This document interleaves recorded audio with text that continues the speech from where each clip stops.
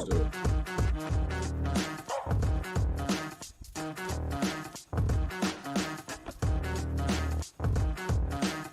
Can you say hard hats, folks? Hard hats, lunch pail, steel toe boots. Anything short of a championship this year is a failure. Look at this boomer right here. You've just got so much talent here. Somebody said we need to apologize for Jalen. Can I close it, John? What are we apologizing for? What did we say? What did we do?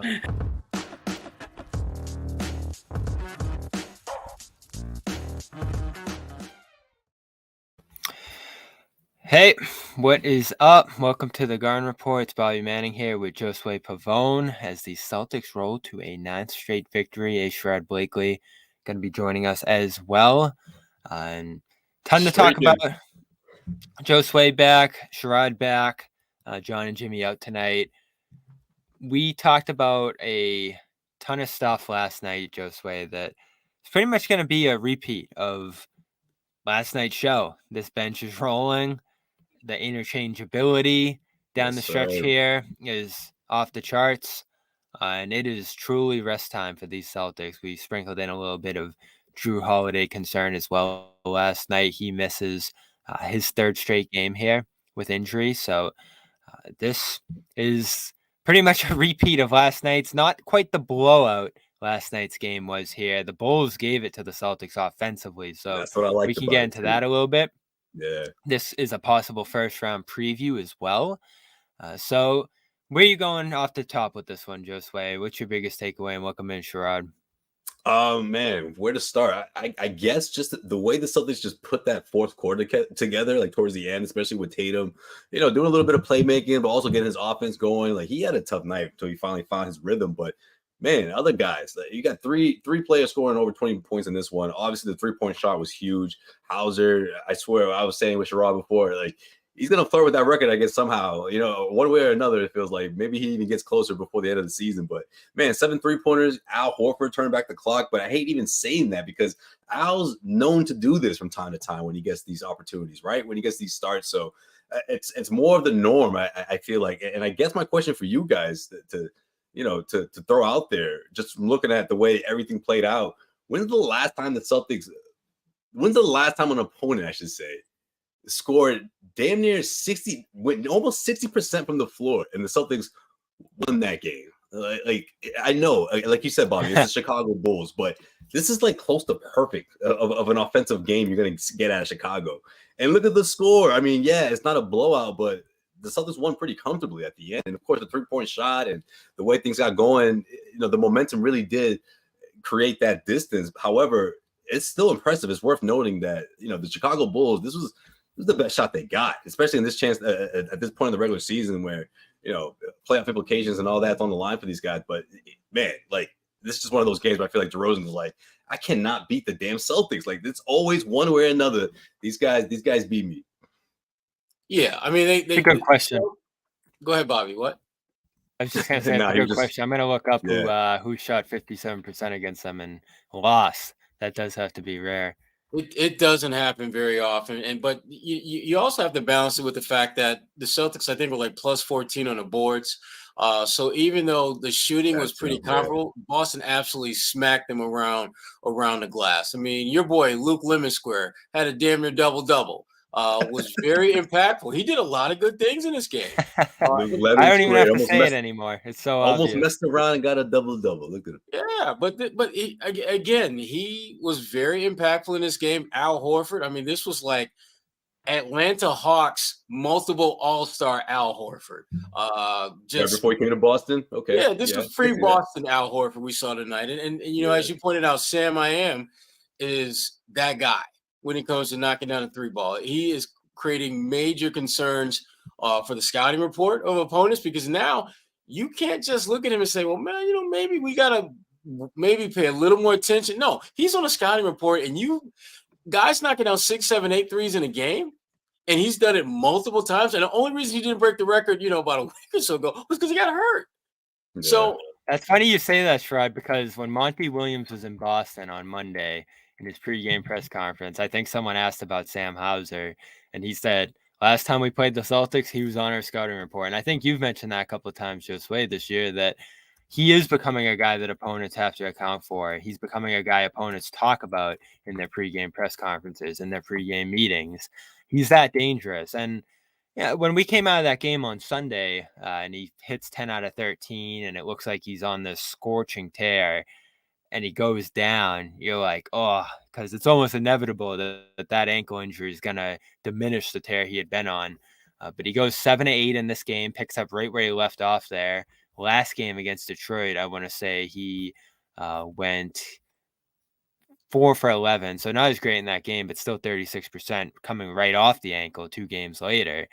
So he hasn't missed a beat too much since that injury and only missed 2 games. Huge sigh of relief there. I thought we were talking about at least a week with that ailment, but here we are just 6 days later and he's 7 for 8 from 3. And this is a problem for teams because now you can't really, when you put him on the floor with Tatum and Brown and Porzingis, what you going to do? Who are you going to, I mean, all of those guys are either able to get their own shots or they have a matchup that they can take advantage of to where even when you're defending them, you're not really defending them. Sam has grown very comfortable knocking down shots in your mug. Tatum can beat you off the dribble. Jalen can beat you off the dribble. Porzingis, he can hit you with the elbow jump shot. He can hit you with the 3-ball. He can hit you with the dribble drive finish. The Celtics are becoming a major problem for teams, and it's not just the top tier 9-figure players. It's the Sam Hausers. It's the Peyton Pritchards, and that's when you start looking at them as not a team that you hope can win a championship, but a team that you should be expecting to. Because you're talking about guys that, in terms of their whole, hierarchy, they're on the bus, but they're at the back of the bus, and they're giving you problems that guys in first class will be giving you. And so the Celtics, they're just continuing to seem to get stronger as a team as we get closer to the playoffs, which is something that I know I was a little bit concerned about with this group. How would those guys at the end of the bench or in the middle of the rotation who aren't the stars, how would they be playing as you get closer towards the playoffs? And the more we see them play, which we're going to see more of them as we finish this thing out, the better they seem to look. Yeah, and I know John had concerns about that, at least how this would translate to the playoffs. And you mentioned your concerns, Sherrod. With each passing game, I know you and Josue talked about this on your podcast, A-List. You're giving these guys more rhythm. You're giving them more consistent minutes. You're giving them more time with the starters. Hauser gets a spot start tonight, Kornet alongside Horford, and we'll get to that in a minute. Pritchard has gotten numerous spot starts in recent games, and he's gotten going now. He had a good game tonight as well, again, I thought. So you're building momentum into the playoffs for these guys, and that's important because at least Hauser, Pritchard, and sometimes Kornet, and of course Al, who, you put in a different stratosphere than these guys, you're going to need them at spots. In spot minutes, if there's an injury, you're going to have to call on one of those guys to actually join the rotation at a decent level.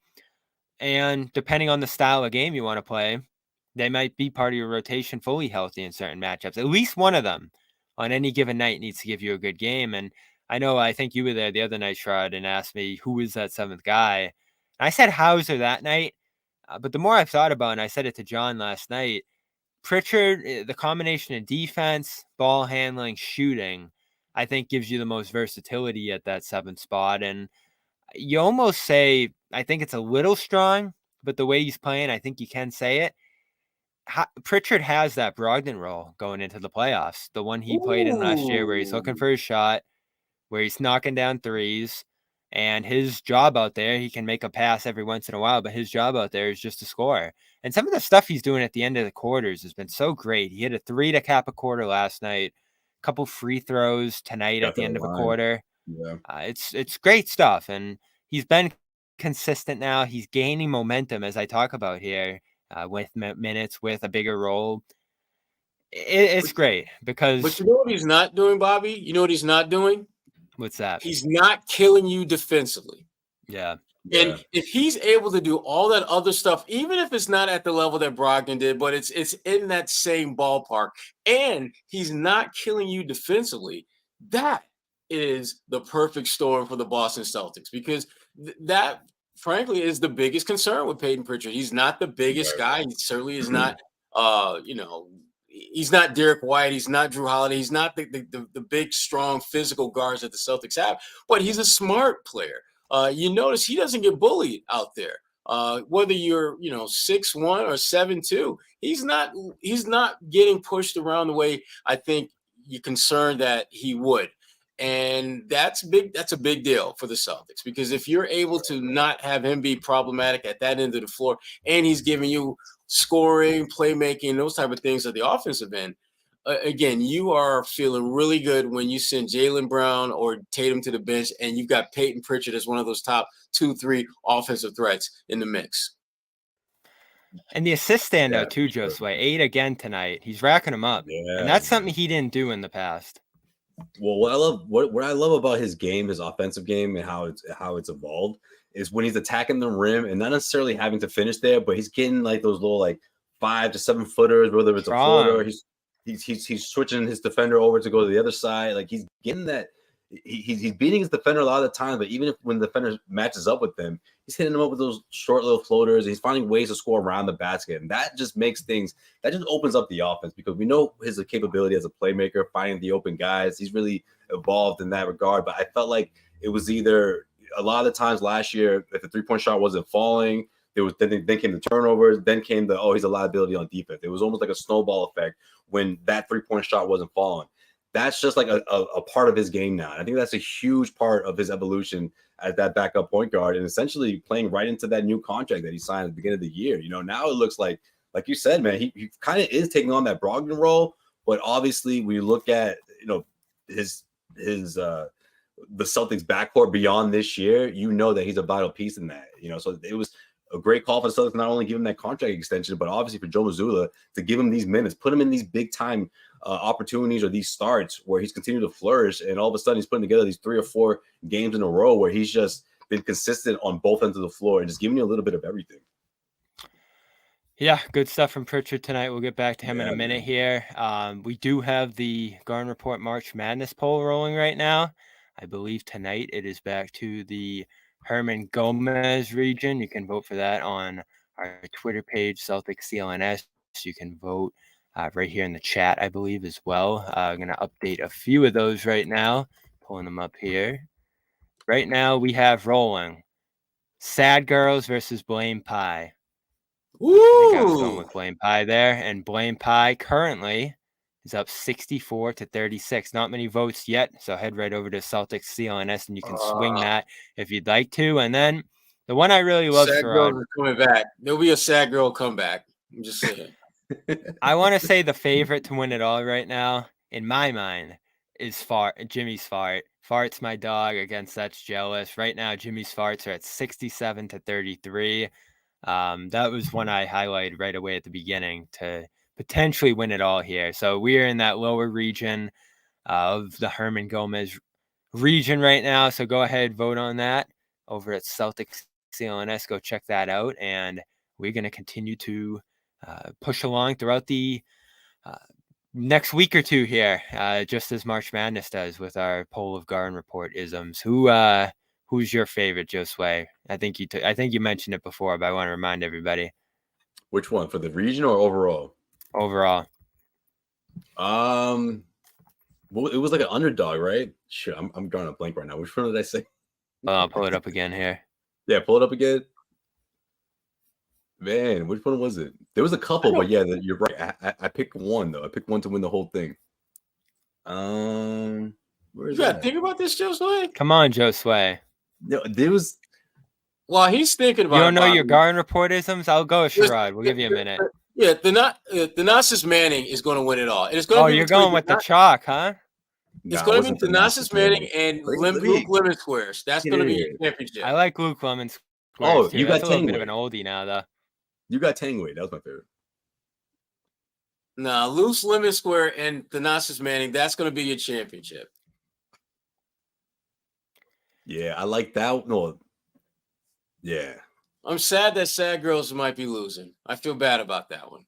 That was a sleeper for me, and obviously, everyone is continuing to sleep on Sad Girls. Unfortunately, I'm seeing here on the main channel where you can also vote 56-44 in favor of Blame Pie, and then you have 74-26 right now on the other channel. Yeah, Sad Girls is going down. Blame Pie, that's a classic. I feel like we've been doing Blame Pie for years on here. So that one was going to be tough to beat, even as a lower seed here. Yeah, but and then that night that everyone was getting Tangway, man, I was cracking up, man. Like the timing. it's a good one too. There's a lot of good ones this year. Yeah. So we'll check back on that later. I want to go back to Pritchard right now because we talked a lot about him last night, and the stretch for him keeps going. The Celtics won his minutes tonight by 17 points, which Best is on the pretty team. astounding in a game that was this close. So is this going to translate, Sherrod? That's what we keep asking. Peyton?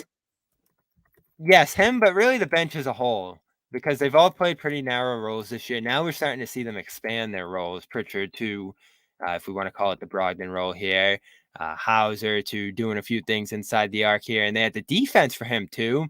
He had a play tonight where he just kept stabbing away at a ball across the sideline. And then after he poked away at it 3 times, he finally recovered it and broke away as a steal into the backcourt. So you're just seeing little things. Luke obviously on the boards, 13 tonight, a tie for a career high for him. So they're expanding their games beyond what you even think about them as. That's obviously not going to happen in the playoffs, but what you're looking for from these guys, obviously, I think, Sherrod, is them to just take advantage of the small amount of time that they're out there. And then if they get going, they get another rotation, and hopefully you can keep it going into the second half. That's going to be their job come playoff time. Do you think they're capable? I think the key for them is just understanding that your job is to do one thing and one thing only, and that's to make an impact when you get on the floor. That doesn't mean you got to score, doesn't mean you got to rebound or defend per se, but you have to do something that's positive for this team when you get out on the floor. And I think for a number of those guys, particularly Peyton, I don't think his numbers are going to reflect the impact that he's going to have on this team come playoff time. When you think about his ability to run the floor, you think about his timely shot making, as you alluded to, Bobby, earlier. He really has shown the ability of late to just make shots when, not necessarily when they need them, but when he has the opportunity to swing the momentum significantly or to some degree in the Celtics' favor. He tends to take advantage of that. Sam Hauser is he's in a rhythm right now that you get the sense that if he knocks down a couple of shots early on, he's going to probably play about 20 minutes. And I think if you're the Celtics, you have to be going into the playoffs thinking if he gets it going, it may allow us to lessen the wear and tear that Jaylen Brown and Jason Tatum are going to have in the playoffs. Because at some point, Tatum and Brown are going to have to play major minutes. And the further away you can keep them from going to that point and get Sam in there and knocking down some shots, the better off you're going to be as you get deeper into the playoffs and you come closer and closer to the only thing that matters, which is winning a championship. Yeah, and one of our commenters mentions it here. Pritchard did get a little bit more time on the ball tonight, I felt like, and he was able to assist Tatum numerous times. Led to some better pace tonight as well. More passing, I thought, from the Celtics tonight as well. 28 assists. I think that's a little bit above where they usually come in here. The Bulls had 36, which was amazing. The 7 turnovers. They were great tonight. And Pesky and just stayed in this game until the late stages. Still caught a double-digit loss. It still lost by double figures. Right. It got pretty close down the stretch there. I think with 7 minutes left, it was down to 105-100. And then the Celtics just started racking up the score again. Got up to 6 with 4 minutes to go, up to 10 with 3 minutes to go. And then, as you said, Sherrod, they're running away by double digits and more from there. So the Celtics closed strong again in this one. A couple Derek White threes late. A Luke alley-oop from Derek White and a couple White free throws, as well as an O'Shea 3 from Kornet down the stretch of this game. So numerous contributors. What do you think has made? I want to just hit on one more thing with Pritchard before we move on from him. What do you think has made him a more dynamic playmaker this year? Because you're seeing the big assist numbers, 8 in this one. We've seen him. I think he had 9 last night. So we're seeing these more consistently from him. Obviously, more ball time helps. I think he played 3 times as many minutes in last night's game as he usually does. So you expect that assist total, which has been around 2-3 all year, to triple in a game like that. Tonight, back on the bench, he only plays, compared to 38 minutes the night before, 33. So he loses 5 minutes or so, still puts up 8 assists. That's just something they've talked about, wanting to have from him early in his career, back to when he was playing in the summer league. That was things like even when Joe Mazzulla was the summer league coach, he would tinker with and try to develop. And we're just starting to see it break through now, which is great because when you sign a guy to extension, Josue, you want to see them grow a little bit. You go from making $3-4 million on a rookie deal. I know they're just bumping him up to $6 million, which isn't a huge increase, but you're seeing improvement from him now, a new layer to his game, which is great. I mean, this is what you want to see if you were going to let go of Brogdon and have him eat those minutes. And this is why I think you start to have a little bit of confidence in him being a Brogdon type impact guy. I think that's exactly why, Bobby, that contract extension. I think it was able for him to just kind of just take a deep breath. I know it was a somewhat of a, if you're playing Pritchard, chaotic off season, right? Because you're not quite sure what's going to happen. Marcus Smart's out the door. All of a sudden, Brogdon's out the door. It's like, wait, like, am I part of your future? You're going to trade me in put me into a deal somewhere. So I think getting that security really helped him because it was like he wasn't always out there.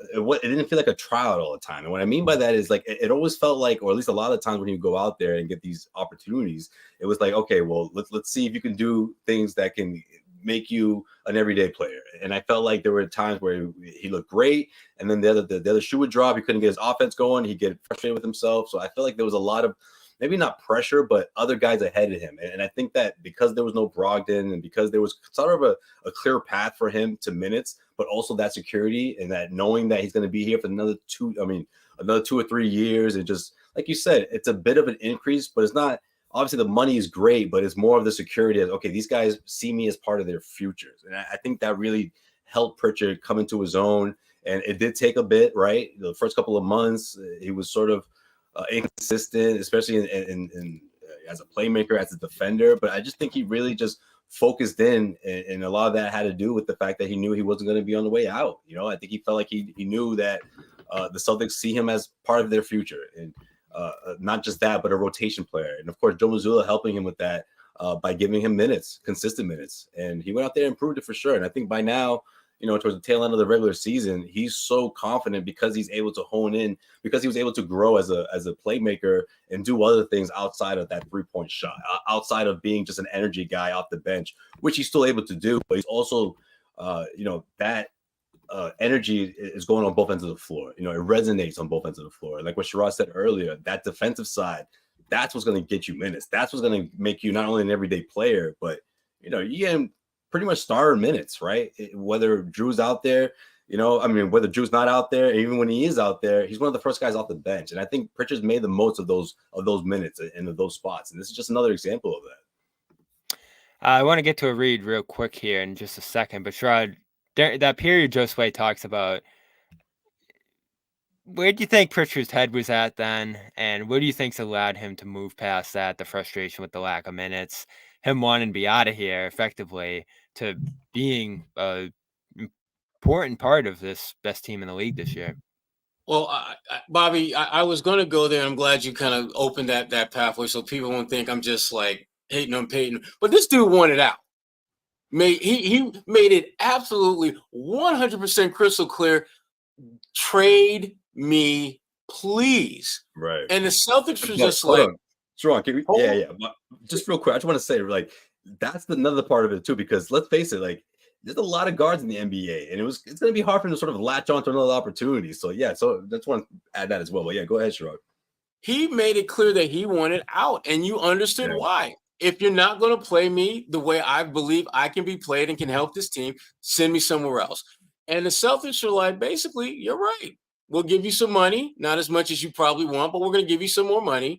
And then we are going to create a situation that's going to put you in the best position to play, help us, and then we can figure out, what is that going to mean? What is that going to look like long term? And I give Peyton a lot of credit for basically making the most of his opportunity. Because when you tell a team that you want to be traded and they're just like, nah, we're going to keep you, start playing, and you get that opportunity to play more, that's a tremendous amount of pressure that you put on yourself, because the minute you don't produce, they're going to be looking at you like, well, damn, what happened to give me more playing time? We're giving you more playing time, and you're not getting it done. And to Peyton's credit, he embraced the fact that they're going to give him more playing time, and he's made the most of it. He got, as you pointed out, he did get off to a rocky start. He couldn't make shots. It was that cut and dry. And the one thing he's doing now, and we've touched on it this episode, and we've touched on it previously, he is evolving as a point guard. And part of being a point guard in the NBA is making plays for others. He's done a much better job of that this year than we've seen him in past years. And a lot of that has to do with opportunity. A lot of that has to do with the fact that he knows when he comes into the game, he's not going to get an automatic hook just like that. Now, he also understands that come playoff time, his role is going to change again, because instead of a guy that's going to be out there for maybe 15, 20, maybe even 25 minutes on a good night, your cap is probably going to be about 15. Most nights you probably will play around 10. And when that happens, are you going to be okay with that? And I think he is, because he's at a point now in his own evolution as a player to where I think he's comfortable in whatever role they're asking him to play, because they've shown that when you don't play, it's not because we don't believe in you. It's not because we don't think you are part of the future. It's just because there's this dude named Jrue Holiday that's better than you. You know this. There's this dude named Derek White. He's bigger and better than you. You know this. And the guys that are ahead of him now, it's the pecking order that Peyton Pritchard has now is much clearer. Whereas before, when you had Marcus Smart and you had Malcolm Brogdon in the mix, yeah, they were better than you, but there wasn't a path that you could see where you would play.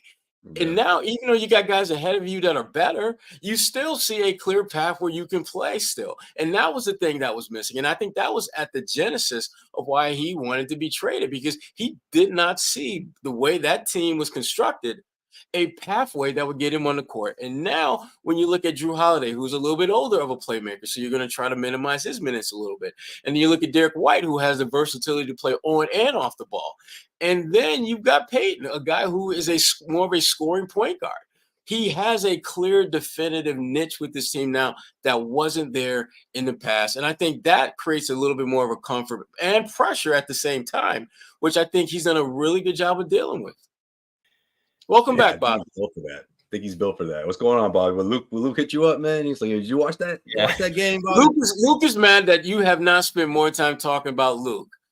I will get to Luke next. Bob. You're supposed to be Usually my guy. People are telling me to stop talking about Luke.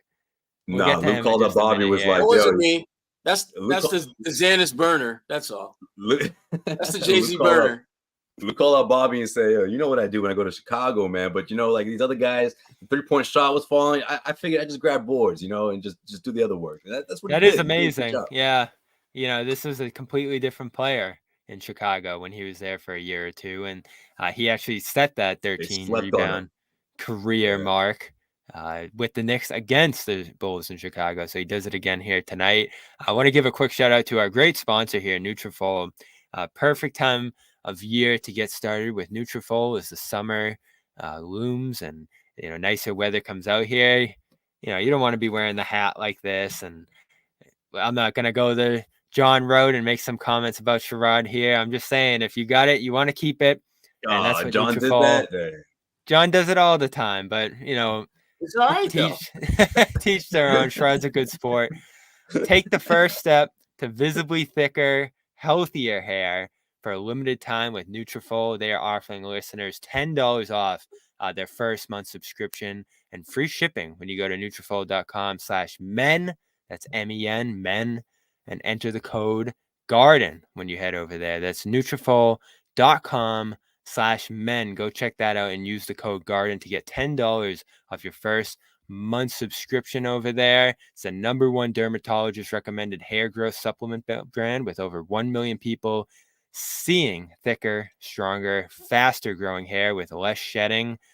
100% drug-free ingredients, patented technology that provides consistent, reliable results. 84% of men showed improvement in their hair after 6 months of using Nutrafol's men hair growth supplements. So again, that's Nutrafol.com/men. Find out why over 4,500 healthcare professionals and hairstylists recommend using Nutrafol for healthier hair. Nutrafol.com/men and use that code GARDEN. So let's move on to our guy Luke here. How impressed were you, Sherrod? What's up? How impressed were you with the performance tonight? I was impressed more, not so much with the numbers. The numbers were good, obviously, but just the activity, just making himself present. The fact that they were looking for him on a couple of lobs that didn't necessarily work out, but the fact that they were making him more of a part of what they are looking to do offensively, other than just setting screens. That's probably been my Luke. I think Luke has the talent to do more than what we've seen. And I don't buy this argument that, well, he's just trying to fit in and give the team what they need because they don't need that other stuff from him. But yeah, that's a bunch of BS. When he's on the floor and he's rolling to the basket and they throw him a lob, yeah, they need that bucket. When he's on the floor and he's got a 6'7" guy defending him, you might want to get a bucket on him in the paint. You don't need it, but it'd be a good thing to have, particularly especially if Tatum and Brown are on the floor as well, because the more points that an impact you make offensively other than setting screens, the easier you make their jobs. Tatum doesn't have to go off and score 25, 35 points a night if they can get like 7 or 8 from Luke. And Luke will have those opportunities because he's going to be their first big off the bench, not named Al Horford. So you think that's certain now? Yeah, I think it is. I think Luke's going to play some. I don't think he's going to play a ton of minutes, but I think the reason why he doesn't play more minutes is because, frankly, he doesn't seem to, I think, take advantage of the opportunities to gain the trust to play more minutes. This was a great game. Right? Yeah, this was a great game for him in terms of what he did, rebounding, and he had a great block in the first half. A couple blocks. Great block. Yeah, but he needs to become consistent with that, and frankly, he needs to play with a little bit more of an edge. I mean, Luke is out there and he's doing some nice things, but there's no grit, grind, edge to his game. And for a 7-footer who has the ability to score around a basket, that is not the place to be, Mr. Finesse. Finesse 7-footers are. Yeah, and Luke doesn't shoot enough from the perimeter to where when was the last time Luke took a three? Last season. And that was part of the allure of having him on your roster. Said that so fast. I know. I was taking a three this year. I was going to let it go. I was going to let it go because that came out. That was just like. Bobby said April 2nd, 2023. Exactly. No, but I think there are parts of Luke's game that I thought we would see more of and we haven't. And I don't buy the notion that he's just trying to fit in with the team. If you're a stretch big, here's the idea. How about doing some shots that show that you're a stretch big? I thought that was part of his game. At this point, Luke is not a stretch big because he doesn't like to shoot anywhere outside the paint. And if you're going to stay down there, if you're going to stay downtown like that, you need to be physical. You need to bang. You need to be willing to embrace the grit and grind that bigs are supposed to have and need to have if you're going to play around the basket the way he does. Yeah, I would love to see more of that too as well, Sherrod, because he has great hands. Like he's he's that guy that can give you those second chance opportunities. He's a guy who's a good passer for a man his size. You know what I mean? And also great dishes again tonight. Yeah.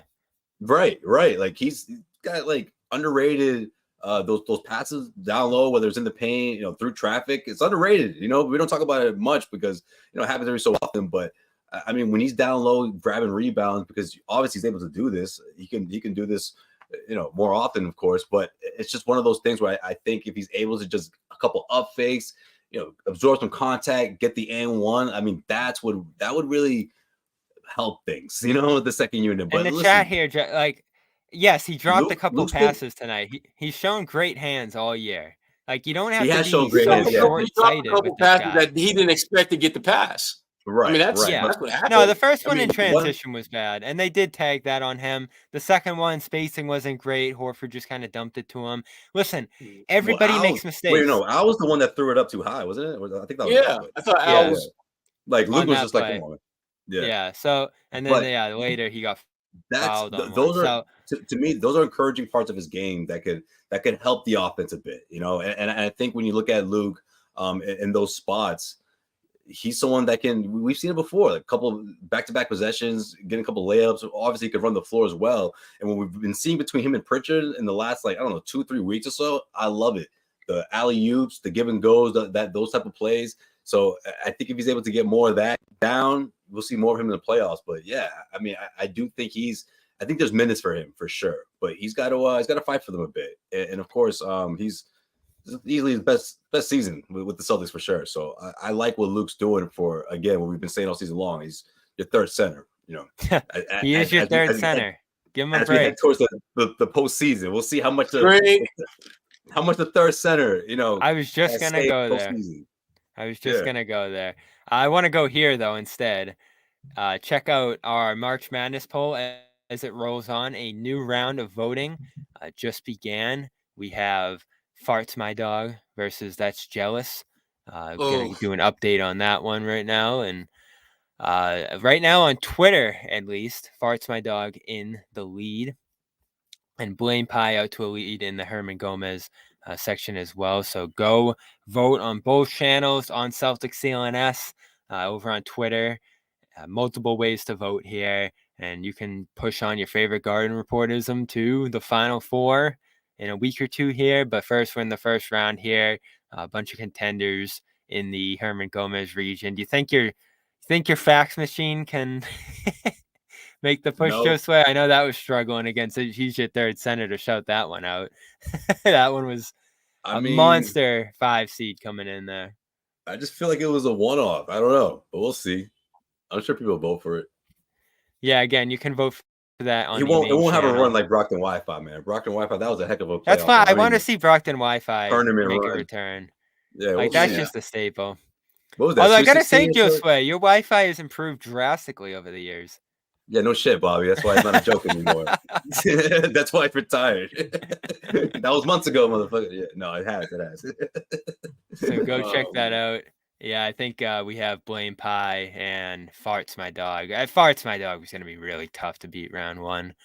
It's going to go far. Pie. But I don't know if it's going to win at all. I don't know. I think it might go far, but it won't. Blame Pie, Farts My Dog that's an intriguing matchup. The winner of that may very well win it all.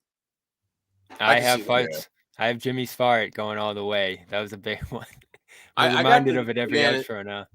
The Nasty Man, that's my guy. That's my pick. You know who got I think maybe the crappiest draw of all the entries? Stay Ready Crew, 7th seed. Woo! They must have lost their conference tournament. That's a great point, Sherrod. That was a great joke to start the year. Yeah. They should have been a little high. They must have lost their conference tournament and lost maybe 3 of the last 4 conference games. I think they should have been at 5. Yeah, it probably lost the momentum, you know. It probably could have beat Boomer Rage. All right, so yeah, go check that out. Go vote in the poll, and yeah, we'll name a winner by the end of the month here. So go over to the main channel, Celtics CLNS on Twitter, and you can vote on that. Back to the game real quick here. The last thought I have on this game, again, it was close. It was a little contested. It never really felt like the Bulls were actually going to cross that threshold and win.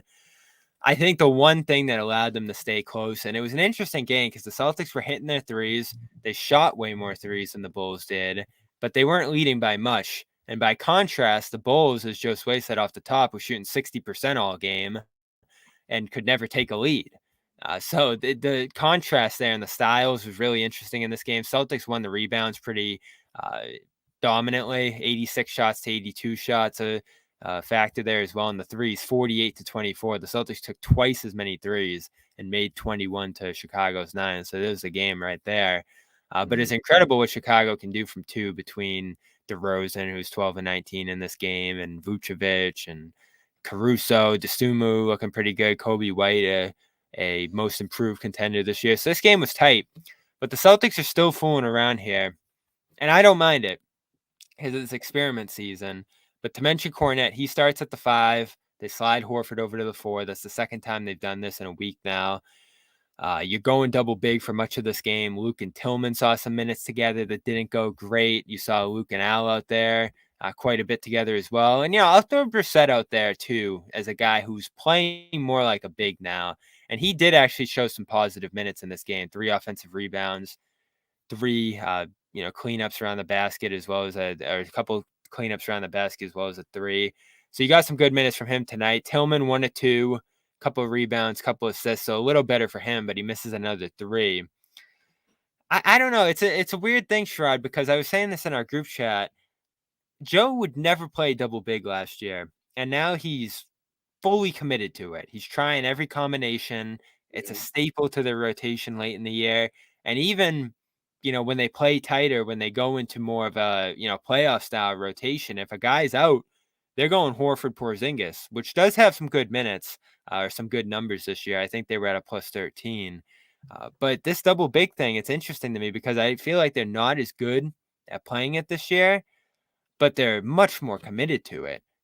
Yeah, well, I think part of that. Well, I think there's a couple reasons for that. First and foremost, Joe had an entire offseason to look at pretty much everything they did a year ago and figure out what do you want to do differently, what do you want to do better, what should you place a greater emphasis on, and conversely de-emphasize. And clearly, in his preparation for this season, he embraced the fact that we need to look a little bit closer at the double big lineups and see if we can make that work. And I think it gives them another option. It forces teams to have one more thing they've got to think about in dealing with the Boston Celtics. Now, I think once we get to the playoffs, I don't know if we're going to see it as much as we have in the regular season. But it's definitely something that teams are going to be thinking about. It's something that teams are going to have to prepare for. Now, whether that preparation is actually going to manifest itself in actual increase in double bigs, I don't know. But I like the fact that Joe is showing growth and trying to do some things that maybe he didn't do as much of last year for whatever reasons he had. But the Celtics in their double big lineup, I think the other thing that is at the heart of why they want to do it more is because when you look at the guys that are in that double big lineup who are the bigs, there's some of your most high basketball IQ, versatile ball movers. And defensively, Al Horford is still a very good defender, and Porzingis has shown himself to be a very good team defender. His ability to cover a lot of ground, doesn't get a billion block shots, but he gets his share of contested shots, and he gets a block shot every now and then. But more importantly, his presence forces teams to think twice about attacking the rim and maybe pulling up for a three or swinging the ball around, which takes time off the shot clock. And for a team that's as good locked in defensively as the Celtics are, that's exactly what you want. You want teams to not look to score, to shoot quickly, because the longer they get into the shot clock, the better that is for a team that's a good defensive team.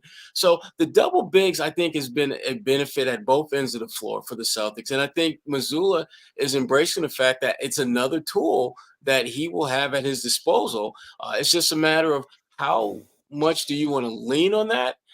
And will that be a matchup specific type thing? Like there's certain teams, like when you play Cleveland, for example, you probably play a little bit more double big than you would if, let's say, you're playing the Miami Heat.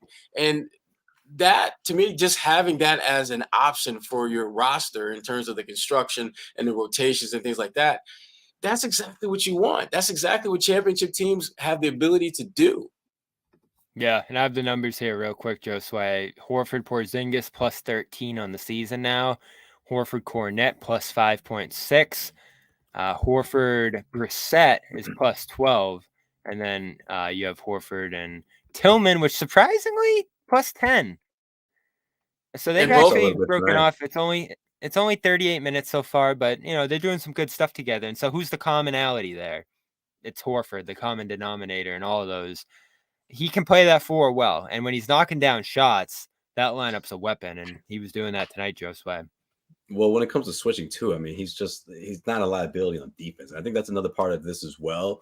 Also, if you're Joe Mazzulla, coming off of the way things went down, the Eastern Conference Finals, like why not hone in on something that can be another weapon for you in the postseason? So I think that also has something to do with it as well. Kristaps, Porzingis, just having a guy of that caliber who's not only a 3-point threat, but can finish around the rim, can post up a bit, do a little bit of both. I always felt like they like that combination, but they're not going to always dump it into Porzingis over and over again. I just think maybe because of the health, or maybe it's just not, it kind of takes away from the flow of the offense overall. But having him in the mix there with the double big lineups, it's just a constant threat for the opposing team. So I just think he had to explore those options because that's a huge weapon you didn't have last year. So I think a combination of all of that is a big reason why we're seeing that more often. The coaching staff, I'm sure, like bouncing things off of guys like Sam Cassell and, guys that he didn't have on that bench last year. I'm sure just brainstorming with those guys. I know Brad's been a big fan, too, of double big, going back to his coaching days, of course. Right. So just figuring things out. And yeah, Brad Stevens, I mean, that seemed to be like his target of the offseason was to trade for someone like Porzingis, just to provide those type of nightmare matchups or those type of obstacles for opposing teams night after night. I know we're not seeing it right now. I hope Celtics fans aren't worried about Porzingis yet. I don't think they are, but look, the Celtics going to be careful with Kristaps. But come playoff time, when they're all out there, it's not him they're worried about. It's not him they're worried about. They're worried about the other guy out tonight. Well, his health, I should say. Here. Like if he's going to be healthy, because he's been missing games here and there. He missed 5 straight, came back. It's just one of those things where you got to make sure he gets his reps in, but also you want to be, you want to make sure he's not you want to make sure he's closer to 100% in the postseason when things really matter. So, yeah, and we'll get to him in just a second here. I want to play a clip. Yeah, let's play a clip here first from Sam Hauser, see what he thought of this game before we move on to Holiday. You missed time, but do you feel like, you fell right back into the rhythm? The first couple of minutes of last game, I felt like a half step slow for the first couple of minutes. You only miss 3 days, but sometimes when you're getting back into the swing of things, it takes just a little bit to get back in the flow and the rhythm of, the speed of the game. And obviously, yesterday was good for today, and today felt a little bit better than yesterday, so it's looking good. Played both games with back-to-back, clearly the ankle is holding up fine. Yeah, it's been feeling pretty solid throughout. Still, doesn't feel quite 100% yet, but overall pretty good. What's kind of feeling so good with you? Yeah, the fact that he's not 100% on an ankle and it's hitting you 7 for 8, 7 for 9, that's a little scary. It's silly, yeah. I thought we all expected him to miss at least a week with what he went through there with turning it off Tyus Jones' foot there in Washington. So pretty amazing to see him out there and doing what he's doing right now. So 23 points for him, 7 of 8 3-point shooting. If you found his more or less number on PrizePicks tonight, you're loving it right now. And that would have been a bold one. I don't know what they had him at tonight. I don't even know if he was on the boards. He would have had to be with all the guys that short-handed. Oh, if he was on the board, gotcha. Yeah, gotcha. So or if you're doing categories in fantasy, yeah. I bet it was less than 10. I bet it was less than 10, and so he got over that easily, above that easily, right? And that's the fun of PrizePicks. You get some bold picks you want to go with on any given night. Head right over there and see who's on the board on any given night. I know Jason Tatum's on it a ton, Jaylen Brown, but when they're out and the Celtics are playing the bench, you can probably get some more numbers on Peyton Pritchard, on Sam Hauser, even Luke Kornet. I bet is on the board in a spot start on a night like this. And you can find all those over at PrizePicks.com. You just pick 1 or 2 players, make your daily fantasy team, and whether they're going to get more or less on their projected stats. It's also fun just to go in there and see what PrizePicks thinks these guys are going to do on any given night. I know we do that a lot over at the Garden Josue. Just see, they think Tatum's going to have 34.5 tonight. That seems a little high. And, you'll get some good insight like that from the app too. Very easy to navigate. And importantly for us, if you want to support the show, real easy to put in that promo code right when you open it up, CLNS. That's going to give you a 100% deposit match up to $100 when you go to prizepicks.com/CLNS. A ton going on right now. Basketball, hockey. You're going to be getting baseball soon as well. The Red Sox start this week, believe it or not. So prizepicks.com/CLNS. That's where you want to go to get your 100% deposit match up to $100. Great way to support the Garden Report as well as CLNS Media and all our podcasts, including Cedric Maxwell, A-List, Dome Theory, all ours, as well as our Garden Report here. So go check it out. Just pick more or less on 2 players and you're good to go for that night. It's fun. It's easy. Check it out at prizepicks.com/CLNS. So let's continue here with what concern you guys have about Jrue Holiday after he missed his 3rd straight game here. According to the Boston Globe, Adam Himmelsbach saying he's dealing with some dead arm after being hit on a screen in Washington. You saw him kind of hunched over, not able to move that right arm.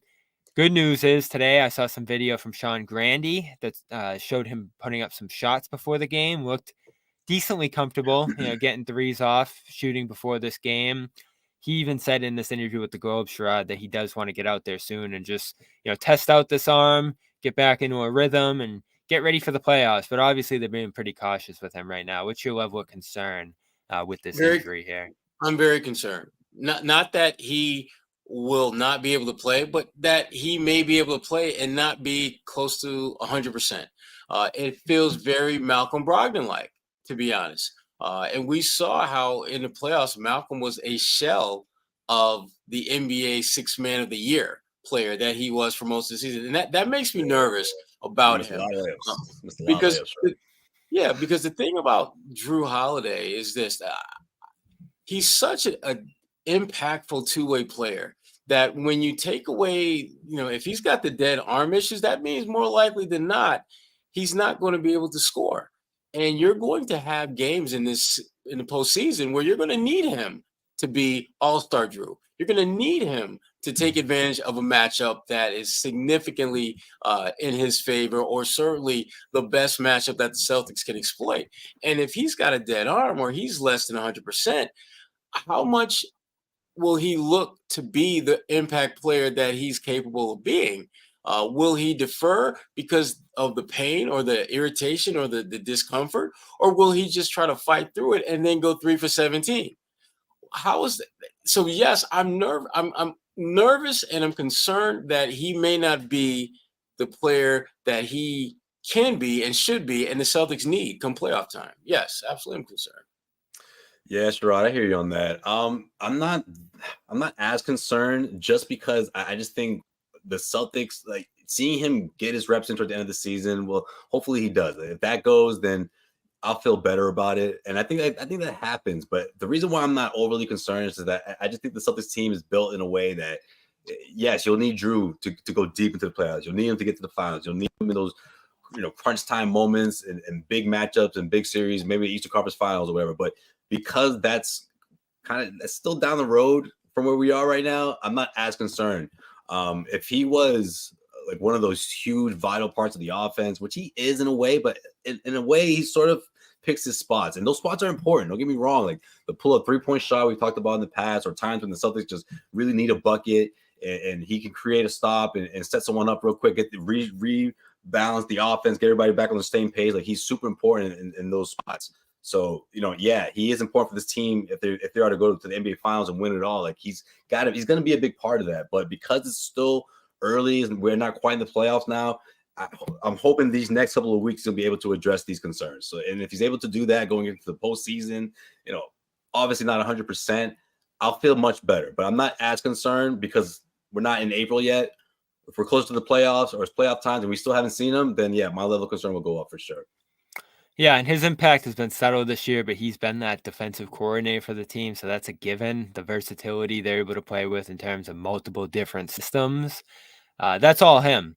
And so you're going to need that in the playoffs. But more importantly, his shooting allows you to have no weak links out there offensively that teams can ignore, can play off. You saw Denver try to do it late in that game, the last one out in Denver. And he's shooting threes, step-back jumpers, and bringing the Celtics back into the game by attacking Jokic. And it's a similar deal against any of these teams, Milwaukee, Cleveland, with rim protectors that they want to keep away from the perimeter and just stick at the rim. They're going to try to do that against Holiday. They tried to do it against Smart in the past, try to do it against different Celtics on past versions of this team. And what makes this team so great is that you can't ignore any of their offensive threats. Unfortunately, you have a Hauser, you have a Pritchard who can hit threes too if they're mixed into the lineup, and Jrue's struggling out there. But what's been key for him all year is that even though he doesn't have the ball in his hands a ton, even though he's not running a bunch of pick and rolls and coordinating offense, he's able to stand in that corner and hit 60% of his threes. One of the best, if not the best, corner three-point shooters in the NBA this year. So when you hear about an arm, it's hard not to get a little worried, especially, again, not the same injury, but you saw how that impacted Brogdon last year, who was so good from three all season long. I don't know how much stock I put in it, but I know in different games this year when he's been out for rest reasons, they've pointed to the elbow. I know they're listing it as a shoulder now, and it is more that stinger thing. So I think that's going to alleviate, as John was telling us last night, and some other people have mentioned. So I don't have a great idea of what dead arm is. That's how he described it, and I know that's, I guess, just how guys describe it because they can't use their arm when they're dealing with this. So understandable that they're giving him some time. There's still a long way to go until the playoffs. 11 games left, and that starts in Atlanta on Monday. I am heading down there, as well as our super producer Amit, who's very excited about that. We'll have some special guests down there as well. So 2 games in Atlanta. A weird week here. A weird road trip in general for the Celtics. March Madness is coming to the Garden, so that's kicking the Celtics out of the building for 6 games here, and they're going to spend a whole week in Atlanta playing the Hawks on Monday as well as Thursday this week. So they're going to have 2 days off in between games. Hopefully we'll get a practice down there to cover as well.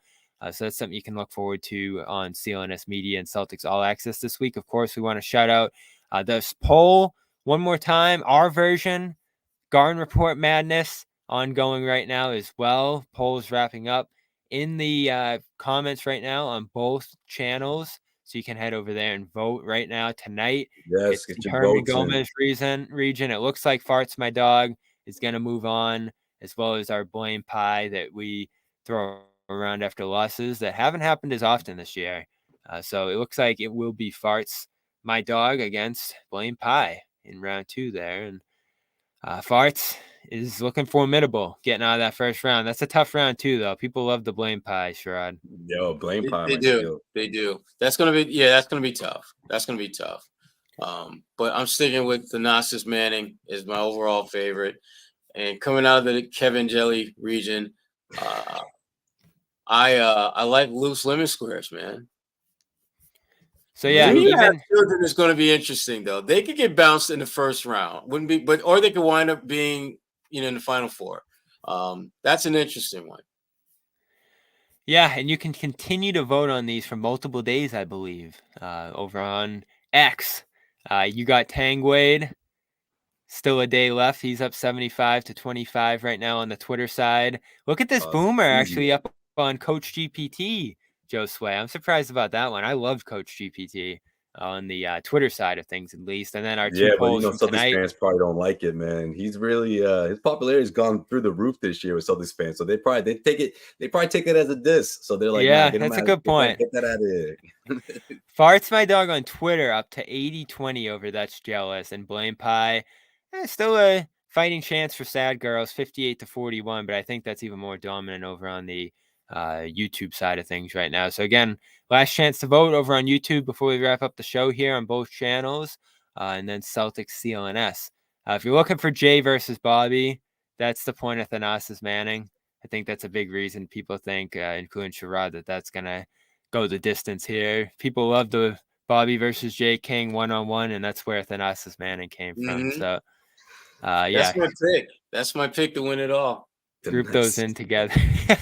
yeah, Farts. Jimmy's Farts looking formidable. We've known that. So again, it's fun. A lot of good choices this year. I think it's very going to be very competitive down to the stretch here. So go vote on that. And we're going to wrap up the show here in just a minute. I'll give you guys last thoughts on this game. Sherrod, anything else you want to add to this one? No, I mean, this is what they're supposed to do. You're supposed to give your reserve significant minutes when you're in the position the Celtics are. And those guys, to their credit, they're making the most of it. Sam Hauser looking like he can't miss. Pritchard is finding different ways to impact the game. Luke Lemon Square is giving you damn near double-doubles, running the floor really well. Back-to-back games.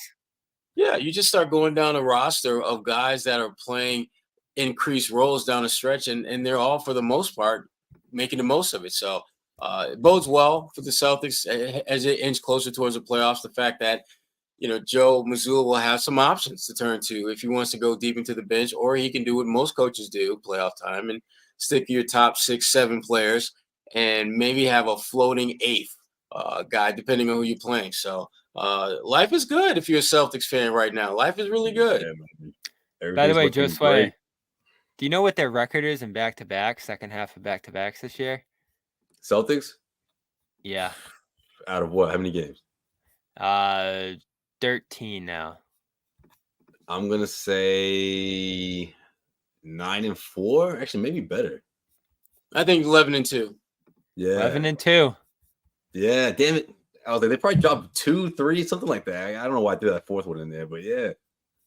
This is their 6th straight win on the second half of back-to-backs. And when you know you're not going to have Horford or Porzingis A on couple either years side ago, of that those was a games, problem. yeah, that's impressive stuff.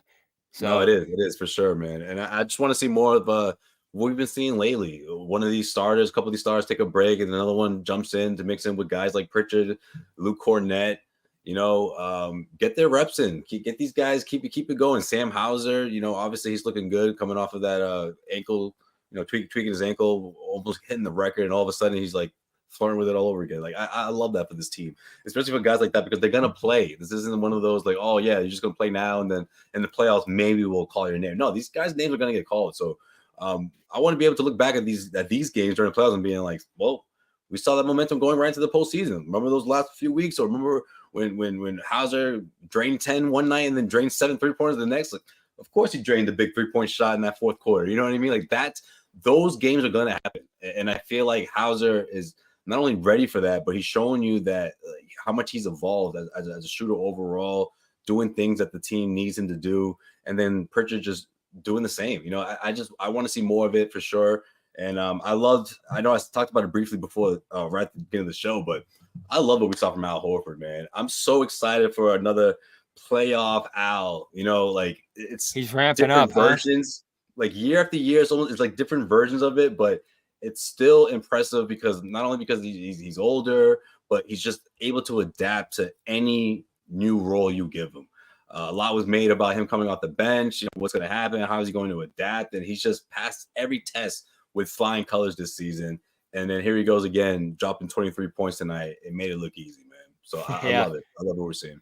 You take that for granted every year, and it looks like he's going to do it again. So yeah, the more involved he can be, it's the better. insane. And let's face it, guys, his numbers go up. It's his if you look at his splits last season or the year before, especially when they went to the finals, I mean, his shooting percentages, his averages, it goes up across the board. So I don't think this year will be much different, but I do I'm looking forward to those games where like Al is just like, oh man, look out, he's doing it again. So that's something I look forward to, and he keeps giving us hints. I think these are kind of hints of everything that's happened this year. A sense of not playing second nights of back-to-back.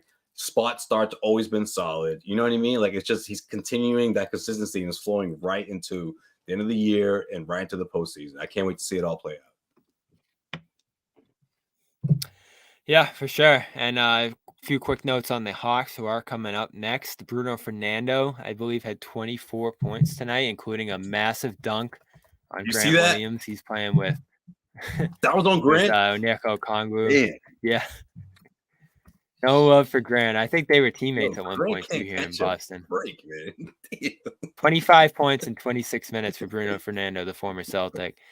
Well, we'll see Grant soon, right? When the last stop of this road trip is in Charlotte. So, man, what a year for Grant. Yeah, Trae Young out as well right now. I believe Jalen Johnson is out with an ankle and will probably miss both of these games.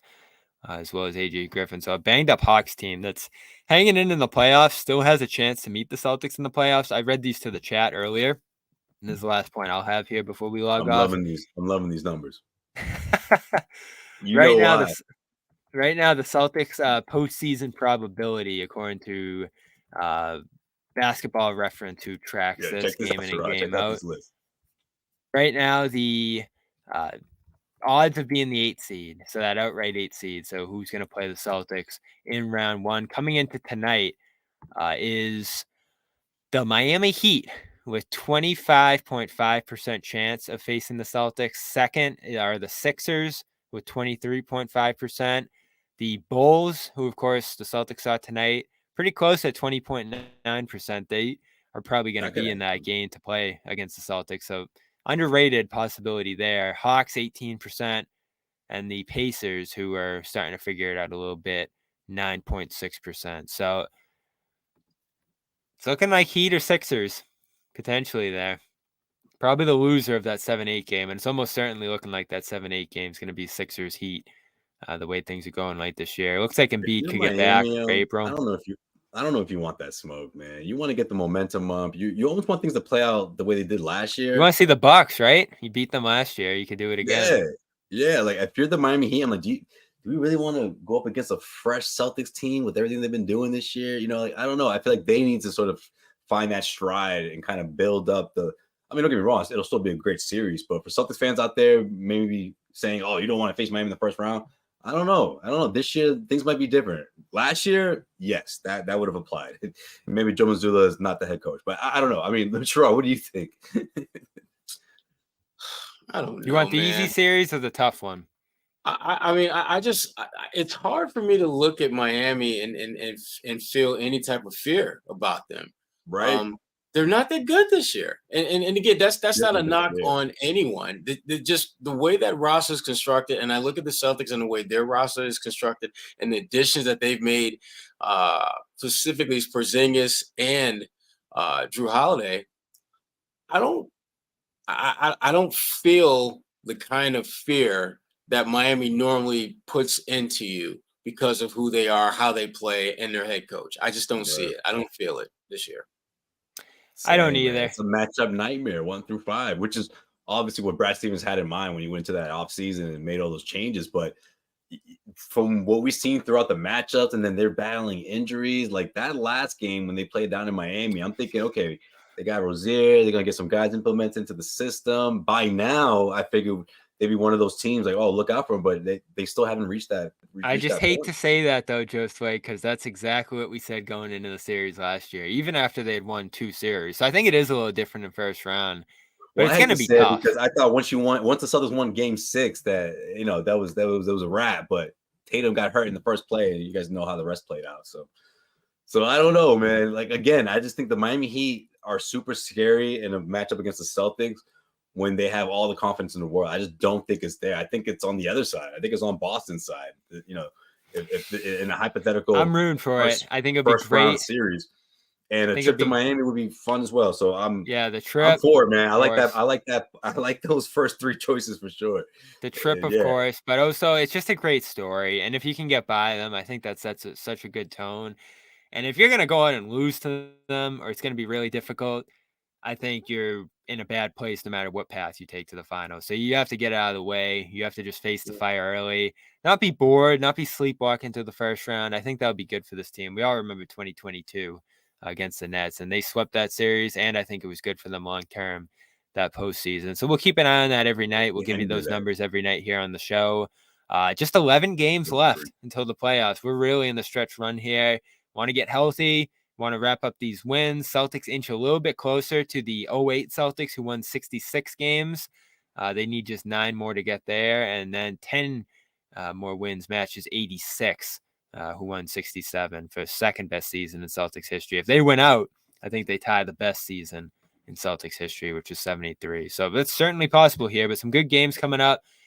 These next 2 are not them, but we will have live coverage down there regardless of what we see on the floor. And hopefully some good stuff out of practice and shoot arounds and stuff as well. So looking forward to it. Stay tuned to Celtics All Access CLNS Media. Support our sponsors. They're big reasons we're able to give you coverage like this every single night. Nutrafol.com/men for $10 off your first month subscription and free shipping. That's a great trial there. Don't just wait to start seeing some loss in your hair. Get ahead of it with Nutrafol and see what it can do for you. Just give it a try with Nutrafol.com/men. Use the code GARDEN, and of course PrizePicks right now. Great time of year to play it. Try it out. Get 100% matching deposit up to $100 with the code CLNS when you sign up. That's PrizePicks.com/CLNS. The Celtics win their 9th straight game, about to match that season high potentially here in Atlanta. And if the Bucks lose tomorrow, the Celtics officially clinch the 1 seed in the Eastern Conference on March 25th or 24th, which is amazing to think about. The Warriors, who were the last team to win a conference by 10 games, didn't do it until March 28th in 2015. So Celtics might do it a couple of days earlier than the Warriors did that year. And of course, that Warriors team went on to win it all for the first of 4 titles out there. So that's the comparison I found historically out there. He's Josue Pavon. Check out his new episode with Cedric Maxwell, talking about a conversation with Joe Mazzulla that Max had that was great to hear about. Check out Sherrod Blakely's Big 3 podcast with Kwani, as well as Gary Washburn, Kwani Lunis and Gary Washburn. Check them out. I know Josue was just on there as well. So go subscribe to that as well. Dome Theory, we got a new episode coming tomorrow over on our side as well there. Talking about this Ohtani stuff. I don't know what the hell is going on there. So we're going to continue to unravel that. Some fun March games as well. Yeah. So a lot to talk about right now in sports and pop culture. We do that over there. I know Kendrick's up to something. Those memes have been hilarious, man. The whole Ohtani thing. Crazy. Kendrick's up to something too right now, Josue. We're going to talk about that as well. What do you mean he's up to something? Oh, going after Drake and J. like Cole. Something else. Yeah, man. I got plenty to say on that as well. We can get into that another time. So maybe we'll have you on. That's it for tonight. Garden Report. Celtics win 124-113. Next game on Monday against the Hawks in Atlanta. 1st of 2 down there. Thanks everybody for joining. Thanks for voting in our poll. And we will talk to you then. Good night, everybody. Wait, Amit's got an outro for us, I think. No, he doesn't. He said he was going to work on an outro. He had a phenomenal game. Phenomenal game. Horford's out. I think it's an auction. That did not sound like a chair. It was a freaking chair. It does sound like a chair.